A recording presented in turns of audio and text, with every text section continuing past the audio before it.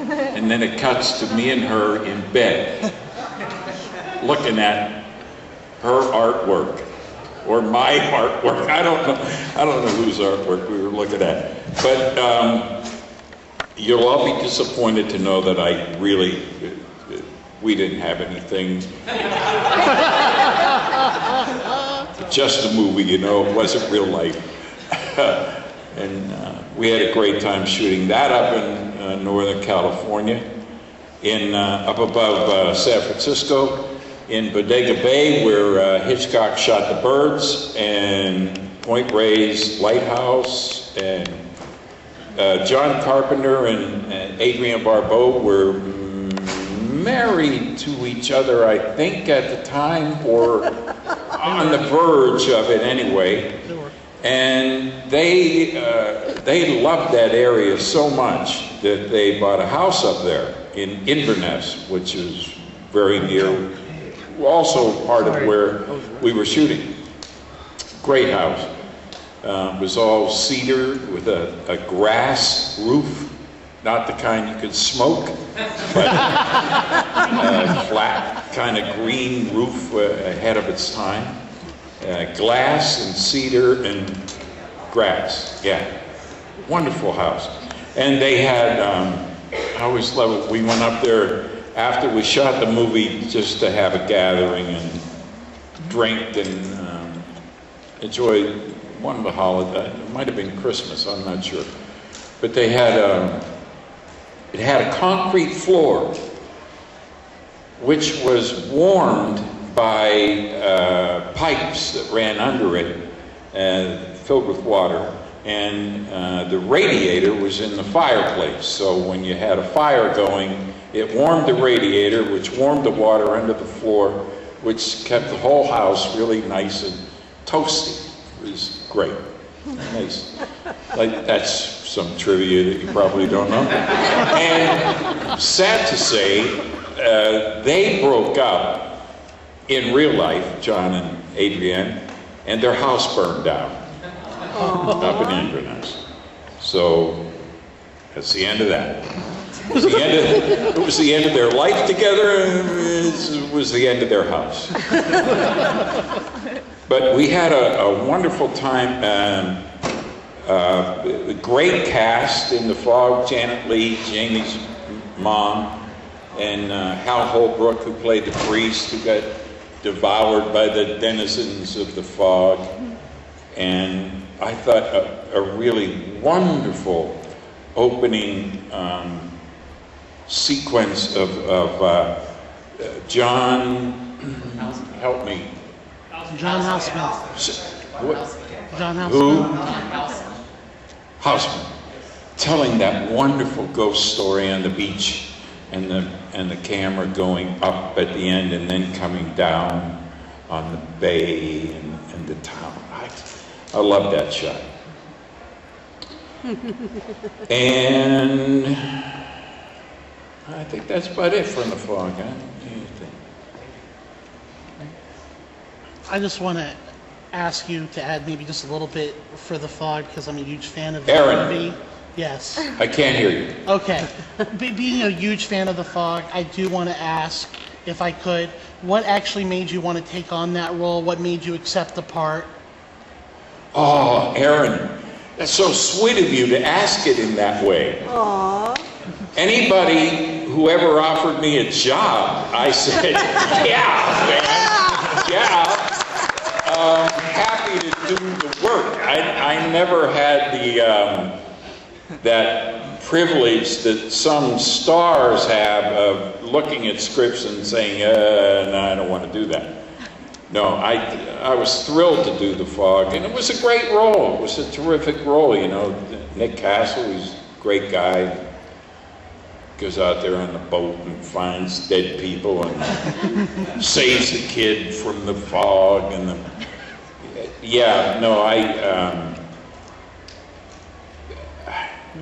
I did not choose to do at the beginning, you know, to be a horror movie kind of actor. I was just plugging along, doing jobs, working here and there, and then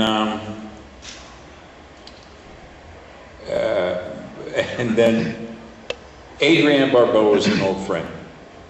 She was an old friend of my first wife who died with the bug crawling into her brain in Halloween 3. They were in Greece together back in New York.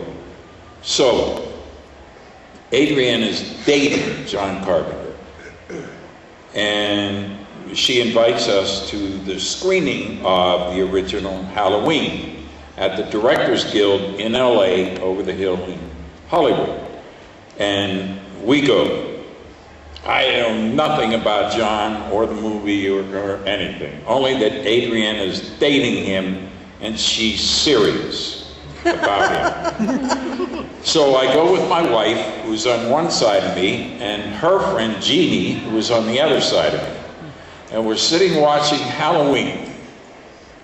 I love it from the opening, that long shot of the kid and the up the stairs and down the knife and before I know it, they're like this. Can we look? Can we look? Yeah, go ahead, look now. Oh, you son of a bitch! Oh, you bastard! Can we look? Can we look? Sure, go ahead. Oh!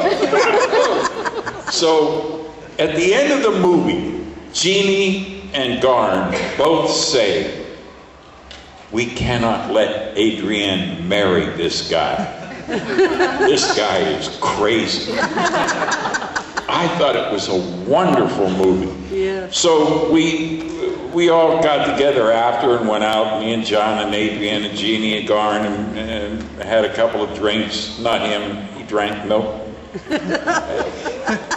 All he ever drank. And she married him anyway. But he knew me and he knew my own work, and he offered me the part in The Fog, and I was happy to do it. And they offered me Halloween 3, and I was happy to do it. And then Night of the Creeps. And so I never really chose to do, it just kind of happened. And I loved all of them. There was never any, I don't think I ever, well, I have to think about, is there a movie I've done that I wish I didn't? I don't think so offhand. Okay, so, all right, so let me just add on to that as far as choice. Yeah. Were you choice for being able to do the movie Striking Distance with Bruce Willis, or was that, hey, we want you to do this part, heck yes? No, it was Striking Distance with Bruce Willis was shot in Pittsburgh, and that's where I lived. I lived 8 years in New York, 15 years in LA, and then I moved back to my hometown, Pittsburgh. And Striking Distance was shot in Pittsburgh. Rowdy Harrington, who was from Pittsburgh, came there to shoot it.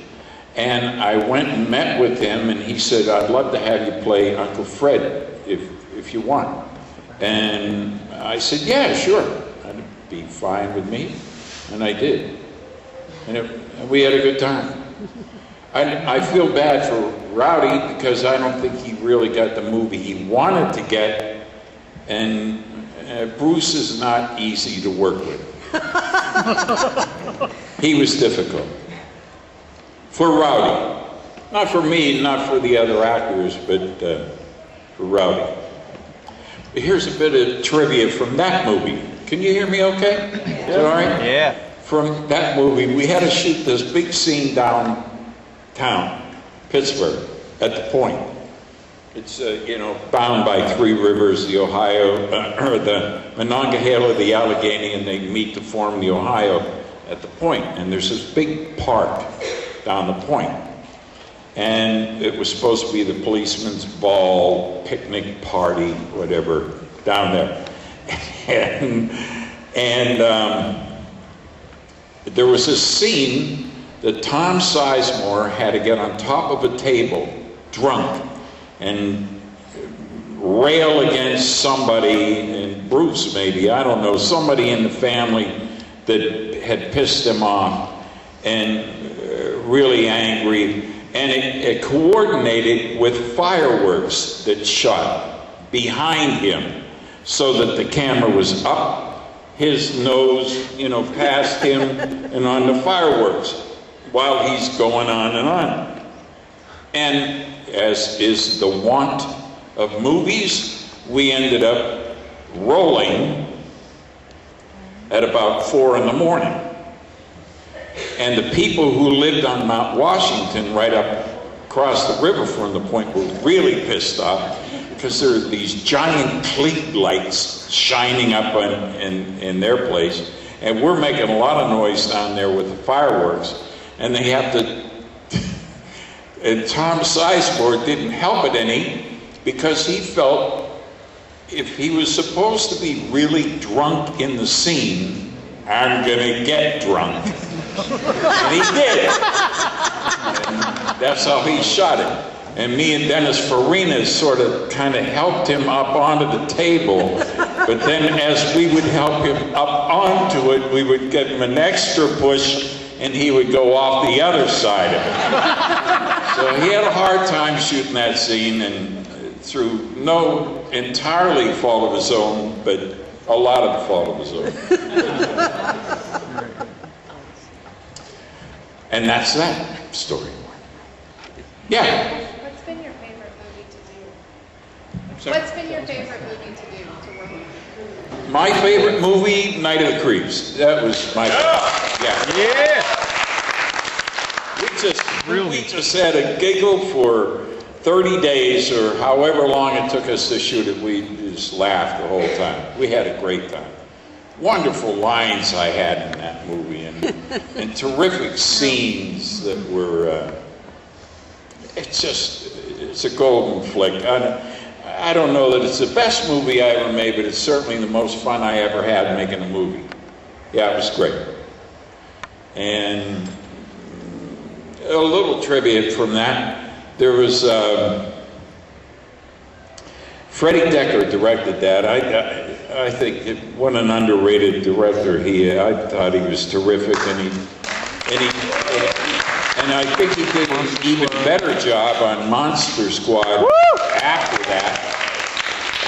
But we were shooting for a number of nights out in North Hollywood, and me driving around this old Merc and chasing and coming up to a crime scene and shit. And but night, it was all nighttime, and there's this guy hanging around the set, young guy, Freddie's age, and Fred said, Tom, look, you probably noticed this guy. Yeah, I have. Come on over and meet him. Would you say hello? He said, he's dying to meet you. I said, yeah, sure.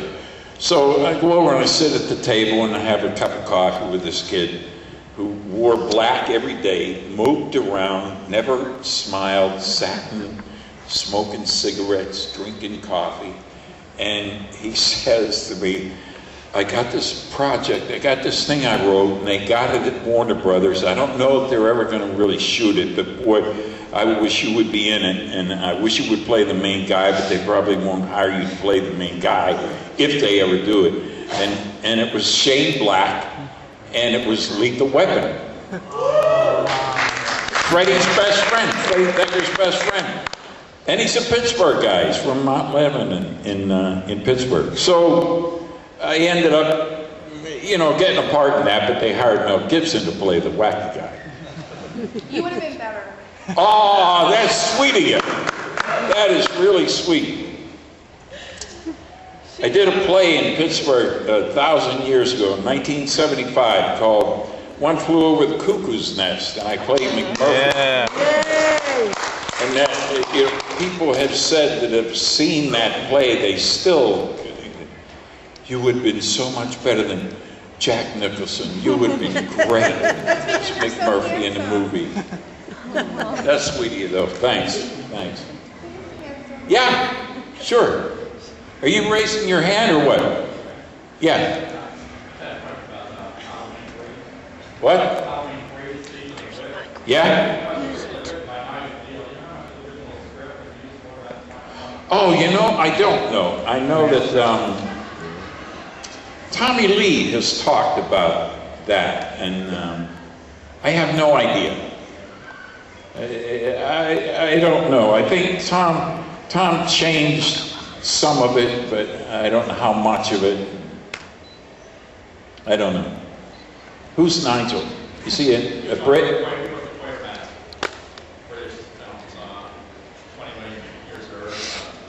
The Quiet Man? Clear Mass. Quiet Mass. Okay, yeah. Yeah. Were you surprised by how well Night of the Creeps took off? Well, Night of the Creeps didn't take off at all. Night of the Creeps died a terrible death. It ran for about a week in LA, and it ran for about a week in New York. Yeah. And Steve Marshall, who was in Night of the Creeps, he was a kid on crutches. His mom just found stuff that she had saved from the opening. And apparently it ran for a week in Toronto. So, yeah, it didn't take off.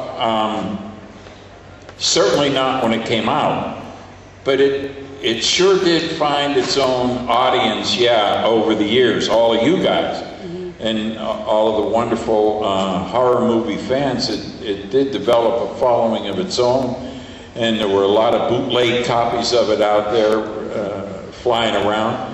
And then Sony just finally, a few years ago, released the righteous DVD and Blu-ray version of it, like 24 years after we shot it. Yeah. It seems like it really did a lot better on home video than anything else.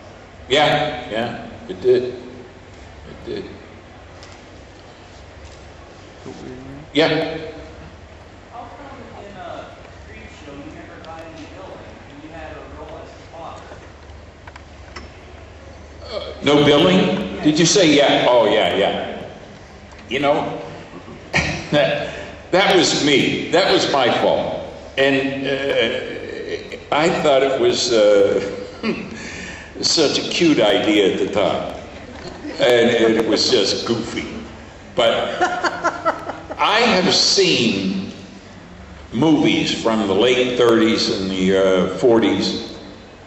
One in particular, I'm not quite sure the name of it, with William Bendix in it. I don't know if any of you know him. He was an old character actor. Life with Riley, he did a TV series. But he was a character actor. I think he had served in the Second World War, and he was in a bunch of movies back then. And there was one movie where he didn't have, his name wasn't in it. He was in it, but his name wasn't on the thing. And I thought, it's kind of neat.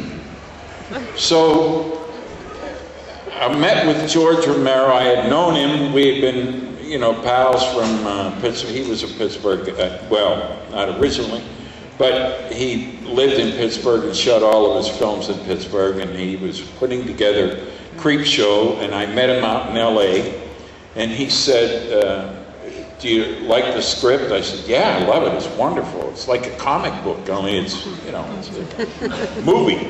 And he said, anybody in it you particularly would like to play? I said, yeah, I would like to play the guy that gets eaten with the swamp grass. And he said, you can't do that because Stephen King's going to play that part.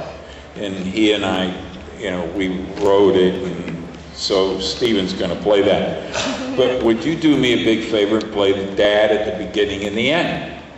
That kind of ties it all together. Yeah, sure, I'd be happy to. Okay.